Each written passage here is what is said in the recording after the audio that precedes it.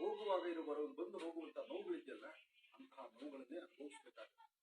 ಆದರೂ ಎಚ್ಚರಿಕೆ ಬೇಕಾಗುತ್ತೆ.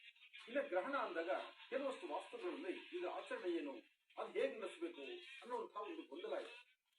ಗ್ರಹಣದ ಪ್ರಾರಂಭ ಕಾಲ ಒಂದಿಷ್ಟು ಕಾಲದ ಮುನ್ನವೇ ಆಹಾರವನ್ನ ನಿಷೇಧಿಸಬೇಕು. ಅದಾದ ನಂತರ ಮನೆಯಲ್ಲಿ ಸಾಧ್ಯವಾದಷ್ಟು ದರ್ಬೆಯನ್ನ ಮನೆಯ ನೀರಿನಿಂದ ಮೊದಲುಕೊಂಡು ಉಪ್ಪಿನ ತನಕ ಎಲ್ಲಾ ಪದಾರ್ಥಗಳ ಮೇಲೆ ಒಂದೊಂದಿಷ್ಟು ದರ್ಬೆಯನ್ನ ಇಡಬೇಕು. ಗ್ರಹಣ ಬಿಟ್ಟಾದ ನಂತರ ಇಡೀ ವಾಸ್ತುಗಳ ಶುದ್ಧಿ ಮಾಡಬೇಕು. ಅದಾದ ನಂತರ ದರ್ಬೆಯನ್ನ ತೆಗೆದು ಆಚೆಗೆ ಹಾಕಬೇಕು. ಪದಾರ್ಥಗಳನ್ನು ತದನಂತರ ಉಪಯೋಗಿಸ್ಕೊಳ್ಬೇಕು. ಆದರೆ ಗ್ರಹಣ ಬಿಟ್ಟಾದ ಮೇಲೆ ಪ್ರತಿಯೊಬ್ಬರು ತಲೆ ಸ್ನಾನ ಮಾಡಬೇಕು.